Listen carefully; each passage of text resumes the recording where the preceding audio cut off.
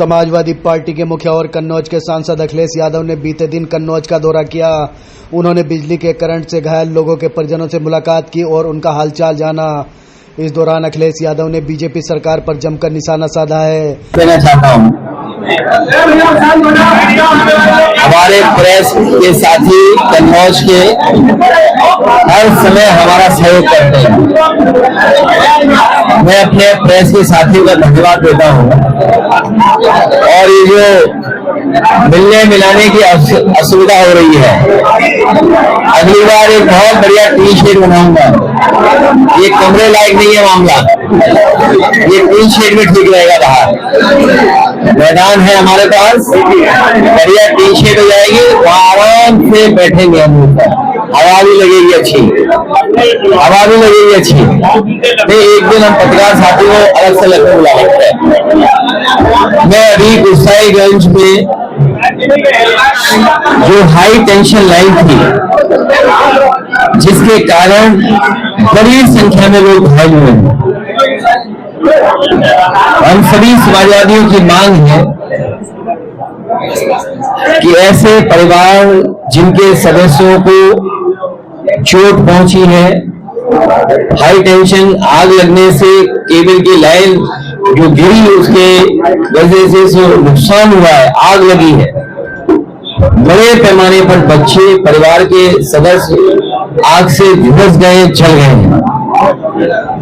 ये सरकार की जिम्मेदारी बनती है और खासकर बिजली विभाग की जिम्मेदारी है कि समय समय पर तार को देखें, कहीं तारों की वजह से किसी का नुकसान ना हो रहा हो, किसी की जान न जा रही हो, तार की वजह से आग न लग जाए। और कई बार उत्तर प्रदेश में इस बात सूचना मिली थी कि जो बिजली के तार हैं वो इतने झूल गए हैं कि फसलों को छू करके जा रहे थे, उसकी वजह से भी कई जगह आग लगी है, नुकसान हुआ है। और गुसाईगंज में तो हाई टेंशन वाली केबल गिर पड़ी। ये तो भगवान की कृपा है कि जिसकी वजह से कोई बड़ी घटना नहीं घटी, बड़ा हादसा नहीं हुआ, वरना न जाने कितने लोगों की जान चली जाती। सरकार उन परिवारों के इलाज की देखभाल करे, जो नुकसान हुआ मदद करे। और हम समाजवादी पार्टी के संगठन के लोग भी पार्टी से थोड़ा बहुत सहयोग उनका करेंगे।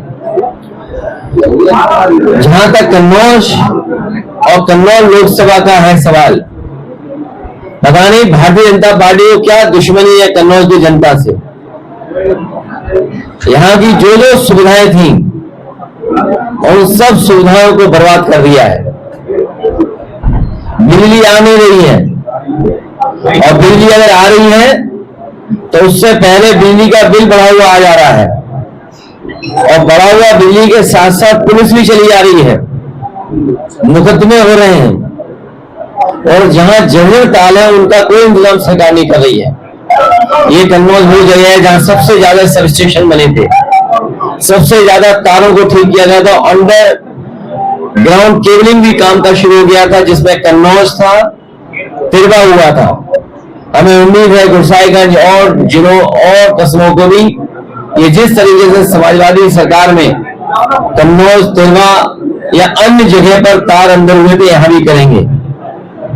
भ्रष्टाचार चल रहा है हर थाने में। सुनने में आ रहा है कि पुलिस भी लूटने में लग गई है। तहसील तो लूट ही रही थी, लेकिन पुलिस झूठा फंसाने के साथ साथ, और न केवल ये उत्तर प्रदेश की बात है, पूरे प्रदेश में ये चल रहा है। पूरे प्रदेश में बड़े पैमाने पर मेडिकल कॉलेज वैसे क्या वैसा पड़ा है, स्टेडियम वैसा ही पड़ा है, एम्बुलेंस बर्बाद कर दी, 100 नंबर खराब कर दी, आपकी मंडी व्यवस्था खराब कर दी, पैरामेडिकल खराब कर दिया, जिला अस्पताल में दवाई नहीं, इलाज नहीं, सुविधा नहीं, CSC PSC चल नहीं रहे। आगे हो क्या रहा, सरकार कर क्या रही है? सरकार केवल लूट रही है। और जब लूट का पता लगता है मुख्यमंत्री जी को, तो मुख्यमंत्री बौखला जाता है। उनकी नाराजगी देखी नहीं आपने आजकल, कितनी भाषा बदल गई। ये कोई भाषा मुख्यमंत्री की हो सकती है, वो सब सीमाएं लांघ रहे हैं। और ये फ्रस्ट्रेशन इसलिए है कि जनता उनका साथ नहीं देगी। लोकसभा में भी जनता ने साथ नहीं दिया। भविष्य में जब 2027 का चुनाव होगा, जनता भारतीय जनता पार्टी को खाड़ फेंकेगी। भारतीय जनता पार्टी का सफाया होने जा रहा है। इन्होंने बेरोजगारी, महंगाई, भ्रष्टाचार बढ़ाया है, लूट बढ़ी है इनकी सरकार ने।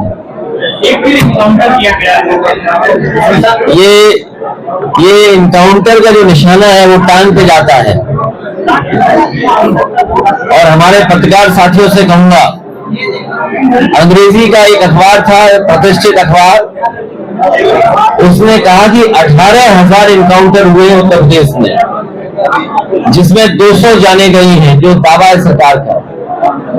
और बड़े पैमाने पर टांग में गोली लगी है या हाथ में गोली लगी है।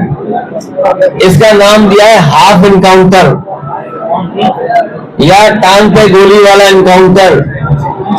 ये जितने भी टांग पर गोली वाले इनकाउंटर हैं, ये सब फर्जी इनकाउंटर हैं। ये मैं नहीं कह रहा हूं, मेरे साथ साथ अंग्रेजी के एक अखबार बनाने चाहिए थे। अगर वो हक मांगने जाएं, अपने पटलों का अधिकार मांग लें, तो बताओ वो फाइल गायब हो गई, कागज गायब है। और मैं आपसे कहना चाहता हूं, अभी मैं आज ही का अखबार पढ़ रहा था, आज ही का अखबार मैं पढ़ रहा था, और उसमें बहस इस बात के लिए लिखी थी, कुछ देशों में ये बहस चल रही है कि बच्चों के हाथ में मोबाइल किस उम्र पर पहुंचे या इंटरनेट की एक्सेस किस उम्र में उनके हाथ में हो। जो डेवलप्ड कंट्रीज भी हैं, उसमें भी कई कोनों से ये बहस छिड़ रही है कि इंटरनेट की एक्सेस जल्दी नहीं मिलनी चाहिए बच्चों को। और क्योंकि उससे बहुत सारा दुष्प्रचार भी हो रहा है, कुछ घटनाएं भी हो रही हैं, इसलिए हमें आपको सबको सावधान रहना पड़ेगा। आप देखिए, दम देखिए, हमारे मुख्यमंत्री जी दम ही नहीं ले रहे हैं। उन्हें पता है उनकी कुर्सी हटनी है, उन्हें छीनी जाएगी कुर्सी, तो वो केवल बहाना ले रहे हैं चुनाव का कि चुनाव हो जाने दिए तब कुर्सी पर फैसला लीजिए। जनता 10 की 10 सीटें हराएगी बीजेपी को। न केवल विधानसभा हारेंगे बल्कि कुर्सी भी छिन जाएगी। और इसीलिए बीएलओ हटाए जा रहे हैं। सोचिए, सबसे छोटा कर्मचारी कौन होता है? बीएलओ। जात के आधार पर बीएलओ अपॉइंट हो रहा है, जात के आधार पर एसडीएम अपॉइंट हो रहा है, जात के आधार पर और अधिकारी अपॉइंट हो रहे हैं। मुझे खुशी है कि आपके ही बीच का एक साहसी पत्रकार ने एक सूची जारी की है। आपके ही बीच का एक साहसी पत्रकार, उसने पूरे उत्तर प्रदेश की सूची जारी कर दी है कि किस तरीके से एक ही जाति के लोग कहां कहां बैठे हुए। हमें उम्मीद है हमारे ये भी पत्रकार थोड़ा साहस दिखाएंगे। भैया, उत्तर प्रदेश के विधानसभा चुनाव में चिराग पासवान की पार्टी उतरने वाली है, ऐसी चर्चा किया है। आज की खबर आपने पढ़ी होगी। उत्तर प्रदेश बड़ा प्रदेश है, सबको आना चाहिए। जैसे आपने पीडीए चलाया था, अब मायावती वाम से लेकर आ रही है। वाम से बहुत पुराना संगठन है और पीडीए बड़ी लड़ाई लड़ने जा रहा है।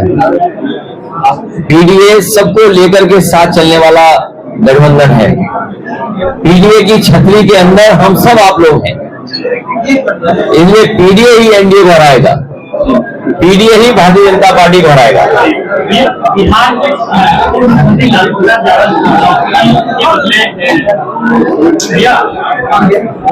देखिए, ये तो बड़े सवाल हैं, लेकिन आप बताओ, डीएपी किसानों को मिल पा रही है कि नहीं मिल पा रही है? किसानों की बुवाई हो रही है, तैयारी करनी है किसानों को आलू की, डीएपी है ही नहीं दुकानों पर। आगे क्या ये डीएपी कहाँ चली गई? बीजेपी डीएपी कहाँ लेके जा रही है? डीएपी कहाँ चली गई? किसानों को जो सुविधाएं मिलनी थी वो कहाँ चली गई? यही गुस्साईगंज में याद होगा, देश के प्रधानमंत्री आए थे, कर्जा माफ हो जाएगा, आय दोगुनी हो जाएगी। अब तो 4 गुनी का नारा देना पड़ेगा बीजेपी को।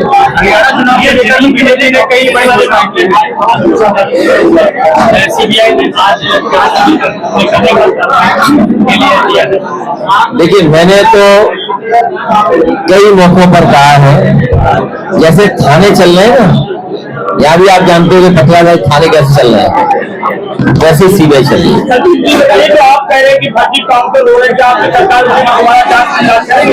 देखिए, जो भी फर्जी इनकाउंटर हुए हैं, और फर्जी इनकाउंटर का एक तरीका है, उसमें तमाम नियम हैं। जो भी फर्जी काउंटर हुए हैं उनकी जांच शुरू होनी चाहिए और जरूर होगी।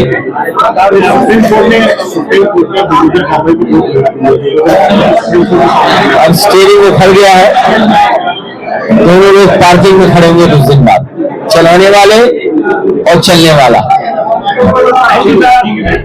मेरे पत्रकार साथियों, धन्यवाद। अगली बार असुविधा नहीं होगी, हम अपने लोगों को टी शर्ट लगाएंगे, वहां बैठा रहेंगे और बड़ा पंखा लगाएंगे जिससे हवा हम लोग खाएं। हमारे साथी जानते होंगे, 2 बेटियां लटका दी गई कि आत्महत्या हुई है, और हर दिन उत्तर प्रदेश में बड़े पैमाने पर बेटियों के साथ इस तरह का व्यवहार हो रहा है, जहां उनके साथ घटनाएं घट रही हैं। और जो सबसे ऑथेंटिक डेटा है एनसीआरबी, अगर हम एनसीआरबी के डेटा को ऑथेंटिक माने तो सबसे ज्यादा असुरक्षित महिलाएं अगर कहीं हैं तो वो उत्तर प्रदेश में हैं। तो क्या इनकाउंटर से कानून व्यवस्था बेहतर हो गई है? क्या इनकाउंटर से हमारी माताएं बहनें सुरक्षित हो गई हैं? और कल तो हद हो गई, स्मार्टफोन दिया सरकार ने और पंडाल के बाहर स्मार्टफोन छीन लिया बदमाश ने। नहीं, ऐसा तो नहीं देने वाले और छीनने वाले में कोई साठगांठ रही हो कि हम देंगे आप छीन लेना।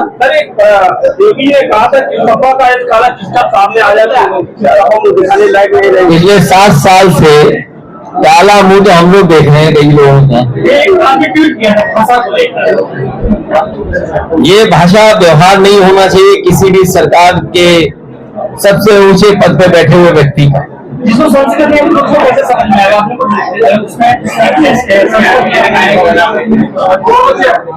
क्या कहा मैंने? नहीं, मैंने ऐसा कुछ नहीं कहा, मैंने ऐसा कुछ नहीं कहा। अगर कहा हो तो बताइए।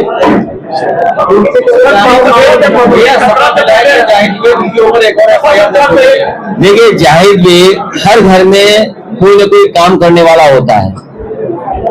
हमारे जितने भी लोग हैं, संपन्न लोग ज्यादातर, वो घर परिवार में किसी न किसी को रख लेते हैं, और घर परिवार में घर का सदस्य मानते ही उसको रखते हैं।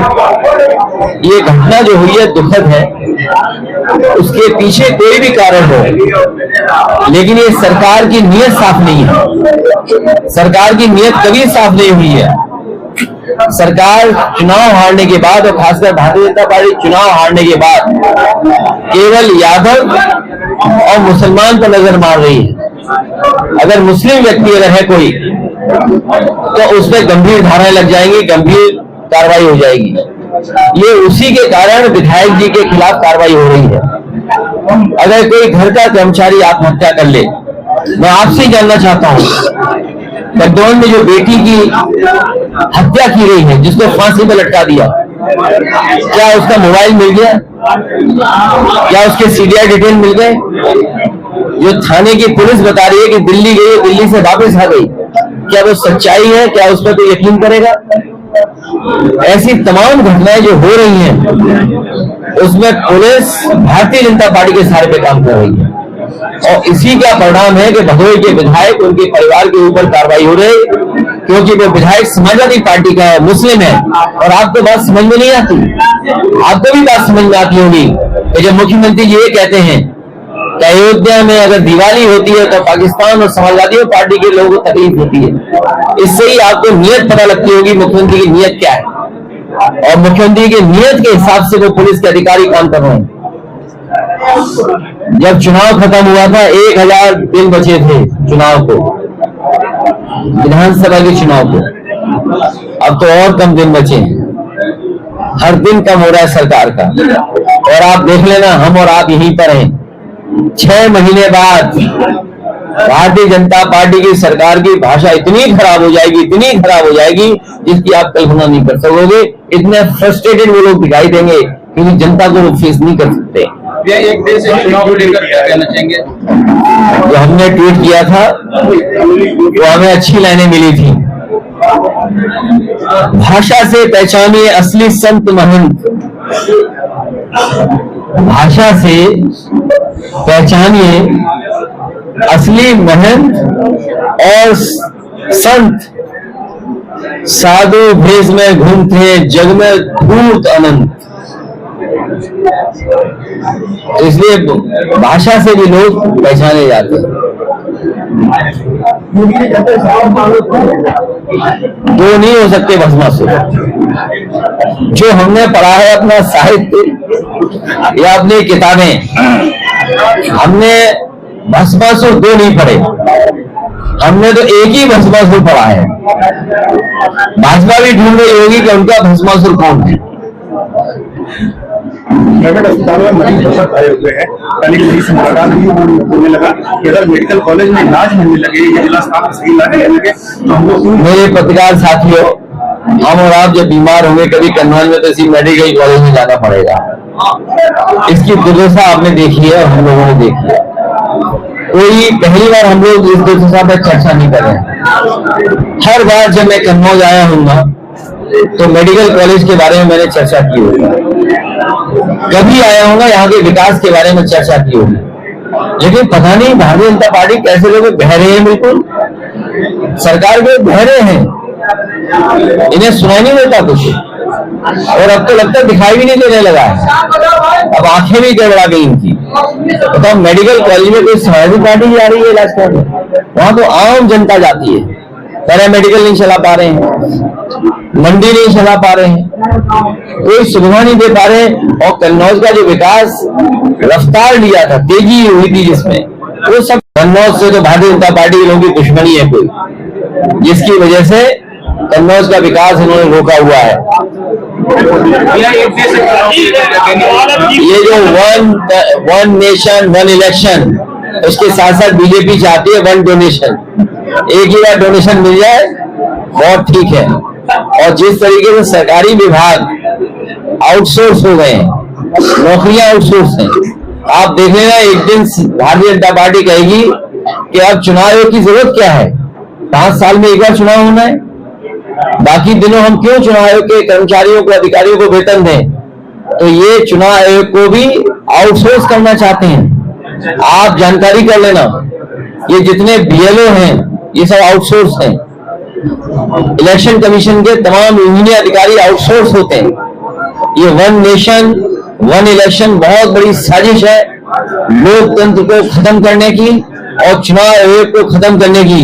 और भारतीय जनता पार्टी चाहती है कि चुनाव आयोग में भी उनके ही लोग बैठ जाएं।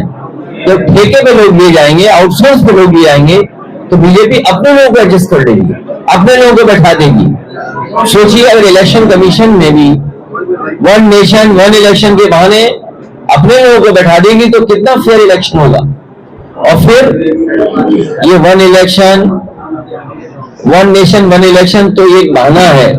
उस दिन पहले आपने सुना होगा कि महिला आरक्षण लागू होने वाला है, बहुत प्रचार किया गया, बहुत ढोल बजाए गए। बताओ महिला आरक्षण कहाँ है?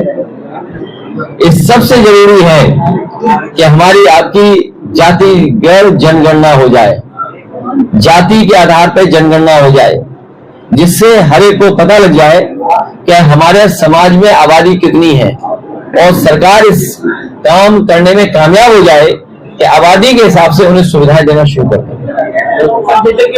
भाजपा का कहना है कि चाचा आपके पार्टी के जो माफिया थे वो गुंडे थे, तो आप साधु संतों को क्यों गुंडा कह रहे हैं? नहीं, मैंने कभी भी, मैं आपसे कहना चाहता हूं, हमारे कभी किसी साधु संत ऋषि मुनि आचार्य किसी के बारे में हम समाजवादियों ने कभी टिप्पणी नहीं की होगी। हाँ, हम लोगों ने टिप्पणी जो की है वो मठाधीश मुखर्जी जी की टिप्पणी की, अगर की होगी तो, वरना हम लोग कभी किसी पे टिप्पणी नहीं करते। हम सबको पूज्य मानते हैं, हम उनका सम्मान करते हैं। लेकिन अगर मठाधीश में ही अगर किसी को शिकायत है तो बताओ, हमारे मुख्यमंत्री जी तो मठाधीश मुख्यमंत्री हैं, इसमें क्या खराब बात है? इसमें भी शिकायत है क्या? ये 17 से पहले की गरीबों का भोजन था, वो आपके गुंडे ले जाते थे, जिन्हें भाजपा का कहना है, भाजपा का कहना है। इन भाजपा के लोगों से पूछिए, इनके डिप्टी सीएम शिकायत करते हैं भ्रष्टाचार की। आप पता करिए, डिप्टी सीएम भ्रष्टाचार का करते हैं शिकायत, इनके विधायक न्याय मांगने के लिए धरने बैठते हैं, इनके विधायक भ्रष्टाचार के खिलाफ धरने पे बैठते हैं, इनके विधायक मंत्री कह रहे हैं लूट हो रही है, लूट, अधिकारी कह रहे हैं लूट हो रही है। तो बताइए, ये भ्रष्टाचार और बेईमानी किसकी सरकार में ज्यादा है? इसलिए पुरानी बातें न करें, आज के समय पे क्या चल रहा है ये बताएं। और सुनिए, चुनाव में हमारे प्रधान होंगे एक आध, ये भी जानते हैं और लोग होंगे। जब चुनाव था तो रिफाइंड तेल मिल रहा था, अब बताओ राशन में क्या मिल रहा है? अरे ये प्रधान लोग जानते हुए तहसीलों पे क्या हाल है, ये हमारे वकील हैं, अधिवक्ता हैं और लोग भी जानकार हैं। पिछड़े और दलित भाई बहनों को, उनके परिवार के लोगों को जो जमीन मिल जाती थी, पट्टे हो जाते थे, बताओ वो पट्टे के मालिक नहीं बन सकते? उनकी फाइलें कौन चुरा रहा है? आप पता कर लो, हर जगह फाइल चोरी हो जा रही है उनकी। बताओ, पट्टे के मालिक हो जाना चाहिए कि नहीं होना चाहिए? पिछड़े और दलित परिवार